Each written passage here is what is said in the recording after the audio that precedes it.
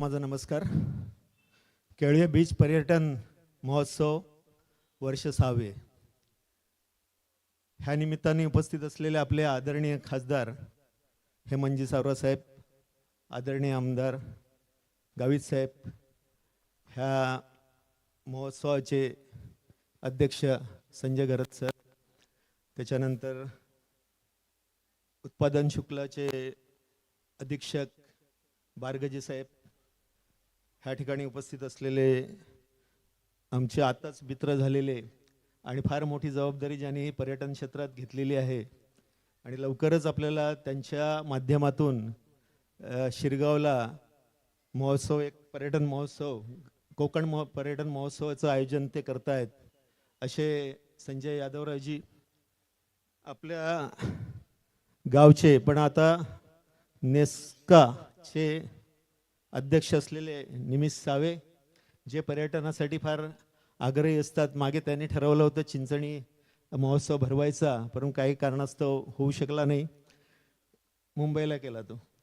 तसंच ह्या गावचे सरपंच संदीप किणी, ह्या केळव्याच्या पोलीस स्टेशनच्या प्रभारी गोस्वामी ताई, ताई सांगेल मी, मॅडम वगैरे शब्द नाही वापरायचा, आपण मराठी आहेत.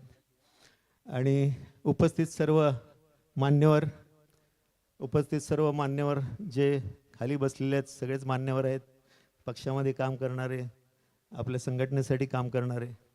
खरं तर पर्यटन महोत्सव जो भरवतात त्याच्यामागे एकच उद्दिष्ट असते की पर्यटनाला जो बेस लागतो तो खाद्य संस्कृतीचा लागतो. आपण जेव्हा कुठे पण जातो आणि आपण एखाद्या जागेची निवड करतो त्यावेळेला आपण बघतो की तिकडे काय चांगलं मिळते, पर्यटनासाठी काय काय वाव आहे तिकडे, आणि ते सगळं बघून आपण त्या जागेची आपण निवड करत असतो. केळवा असो, चिंचणी असो, डहाणू असो, आपल्याला एकदम सुंदर समुद्रकिनारा लाभलेला आहे, परंतु त्याचा फायदा आपल्याला घेता येत नाही, कारण बरेचसे रिस्ट्रिक्शन आहेत समुद्रकिनाऱ्यावर. तुमचा CR आहे. आता खरं म्हणजे आपण बघतो समुद्रकिनारा म्हटला की अनेक गावं त्याच्यावर वसलेली आहेत, कारण मच्छीमारी करणारे काय दूर राहत नाहीत, समुद्रकिनाऱ्यावरतीच राहतात.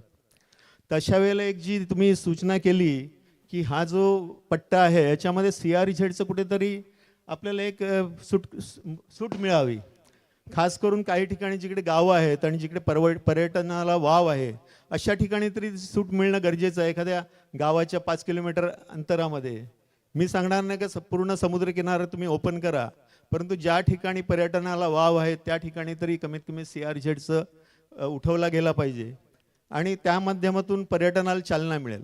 कारण आपल्याला बेड्या घालून उभं करतात आणि सांगतात तुम्ही आता पळा, तशी परिस्थिती ह्या पर्यटनाची ह्या समुद्रकिनारी आहे.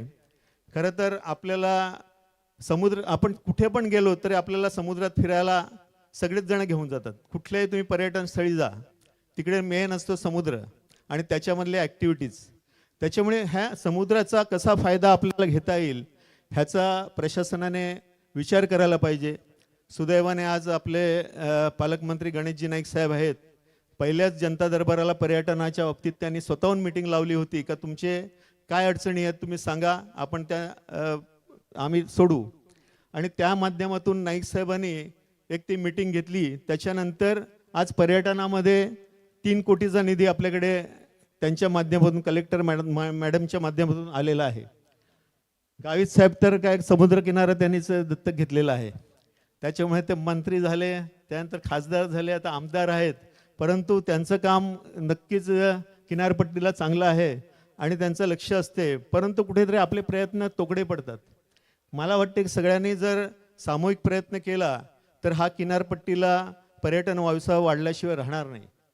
दुसरी गोष्ट अशी आहे की आपण आत्ताच म्हटलं की आपल्याकडे 5 स्टार हॉटेल नाही आहेत की पंचतारांकित हॉटेल नाही आहेत, परंतु पंचतारांकित संस्कृती आपण डेव्हलप केली पाहिजे. जेव्हा पर्यटक आपल्याकडे येतो त्यावेळेला त्यांच्या गरजा बघून आपल्याला ती सोय त्यांना करून द्यावी लागणार, ज्याच्यामध्ये तुमची खाद्य आली, त्याच्यामध्ये तुमचं वागणं आलं, त्याच्यानंतर तुम्ही त्यांना कसे सुविधा उपलब्ध करून देतात, त्या सगळ्या गोष्टी त्याच्यात इन्क्लूड असतात. आपण जेव्हा पर्यटक येतो त्याला स्वच्छता लागते, आपण जेव्हा रिसॉर्ट बनवतो तेव्हा त्याच्या मागचं उद्दिष्ट हे मोठं ठेवलं पाहिजे.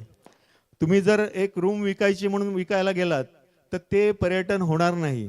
कारण तुम्ही फक्त त्याच्याकडे काय बघाल की मला 200 रुपये दिवसाला मिळतात, 400 रुपये पण आपल्याला तेवढ्याच जागेमध्ये जास्तीत जास्त बेनिफिट कसा मिळेल, मग त्याच्याकरता तुम्हाला चांगले लोक येणं गरजेचं आहे, फॅमिली क्राऊड येणं गरजेचं आहे.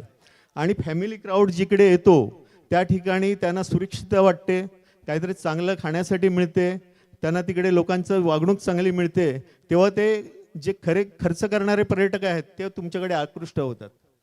आपण बघतो की बऱ्याचशा ठिकाणी खरं पर्यटनाचा अर्थच लोकांना समजत नाही. म्हणजे आपल्याला वाटते की आपली जागा पडलेली, आपण 4 रूम बांधू आणि विकू.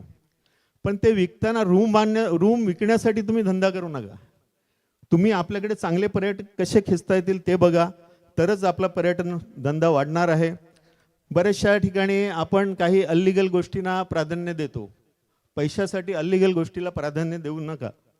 कारण आपल्याकडे जेव्हा असे लोक येतात, अशी कपल्स येतात, त्यांनी बघणारे जे सुसंस्कृत लोक असतात हे तिकडे फिरकत नाही.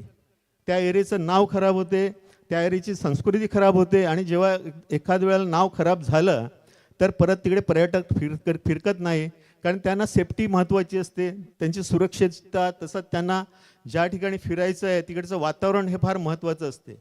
आता मी बोईसरला माझं हॉटेल आहे, माझं घरात कोणाचं हॉटेल नाही, माझं ते काही घेणं देणं नाही त्या गोष्टीशी. पण मी जे हॉटेल बांधलं ते आज 3 स्टार हॉटेल सगळ्यात बोईसरमध्ये फर्स्ट नंबरला हॉटेल आहे ते. परंतु मी कधी पण त्या ठिकाणी चुकीच्या गोष्टी होऊन दिल्या नाही, एवढं माझं लक्ष होतं तिकडे.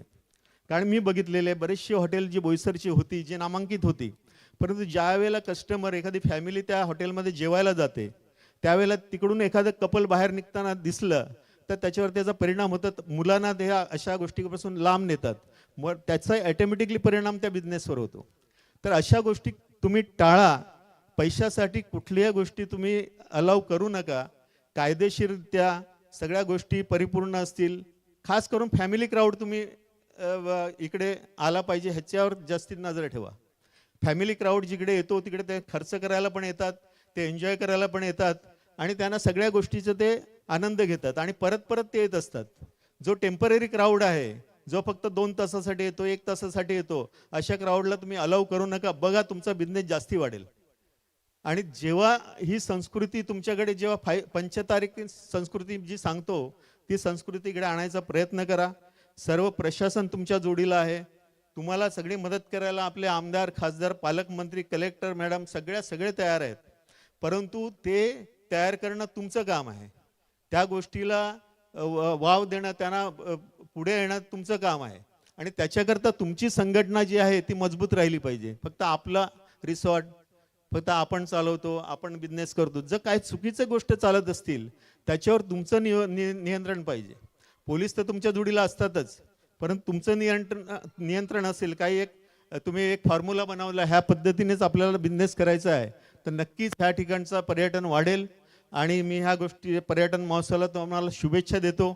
जे काय पालकमंत्र्यांच्या दृष्टीने आज मी त्यांच्याजवळ 30-35 वर्षापासून आहे, काहीतरी थोडंफार माझं ते ऐकतात, त्या दृष्टीने मी तुम्हाला हे ग्वाही देतो की जे काय त्यांच्याकडून तुम्हाला मदत मिळेल ती जरूर मी तुम्हाला करायचा प्रयत्न करेल. आता तुम्ही एक गोष्ट बोललात मागे की आपल्याकडे 15 एकरचा तलाव आहे. खरं म्हणजे आपल्याला अनेक ऑप्शन तयार करायला लागतील. जेव्हा पर्यटक येतो तेव्हा फक्त बीच बघायला येत नाही, समुद्र तर सगळीकडे आहे, समुद्र ह्या एरियामध्ये सगळीकडे आहे. पण त्याला ऑप्शन दिले. आता समजा परवाच माझ्याकडे कोणी येऊन बसलेलं, ते म्हणतात महालक्ष्मी जे टेम्पल आहे आपलं डहाणूचं, तिकडे आपल्याला रोपवे करायचं आहे. म्हटलं ठीक आहे, करूया आपण. ते म्हणाला आपण सगळा फंड पास करू, सगळ्या गोष्टी करू, आपल्याला चांगली व्यक्ती पाहिजे. एक गोष्ट मी तुम्हाला नक्की सांगेल की हे जो फंड येतो, आता समजा 3 कोटी फंड पर्यटनासाठी दिला, परत गावी साहेब फंड आणतात, त्याचं नियोजन तुम्हाला करायला पाहिजे. फंड कुठे वापरायचा, तुमच्याकडे चांगले रस्ते पाहिजेत, त्याची क्वालिटी चांगली पाहिजे, कॉन्ट्रॅक्टर कोण आहे ह्याच्यावर पण तुमचं लक्ष पाहिजे. तुम्ही रिलेशन मेंटेन करायला गेलात, तर तुमची कामं चांगली होणार नाही. त्याच्यामुळे तुम्ही रिलेशनपेक्षा तुम्ही कॉन्ट्रॅक्टरवर तुमचा दबाव पाहिजे, रस्ते चांगले झाले पाहिजेत. पर्यटनाच्या तुम्ही ज्या काय योजना करायच्या आहेत तुम्हाला, त्याची एस्टिमेट तयार करा. खासदार साहेबांना द्या, आमदार साहेबांना द्या, पालकमंत्र्यांना द्या, आम्हाला द्या. कुठे ना कुठे आपण त्याच्यामध्ये मार्ग काढत जाऊ. कारण पर्यटनाला पूर्वी त्या ठिकाणी कोकणामध्ये जास्ती पर्यटनाला खर्च होत होता. आता सुदैवाने पालकमंत्री नाईक साहेब आहेत आणि वनमंत्री पण नाईक साहेब आहे. जास्तीत जास्त जो वनाचा भाग ह्या ठिकाणी आहे, त्याच्यामुळे जी काही रिस्ट्रिक्शन असतील त्यांच्या माध्यमातून दूर करून आपण पर्यटन कसं वाढेल ह्याच्याकरता लक्ष देऊ. मी आपल्याला परत शुभेच्छा देतो आणि आवर्जून सांगतो की पर्यटन नक्की इकडे चांगलं वाढू शकते, कारण समुद्रकिनारा चांगला आहे, इकडे ॲक्सिडेंटची भीती कमी आहे, बुडण्याचं प्रमाण कमी आहे, त्याच्यामुळे तो पण एक आपल्याला बेनिफिट आहे. तर ह्या सगळ्या पर्यावरणाच्या दृष्टीने ह्या एरियाचा कसा वापर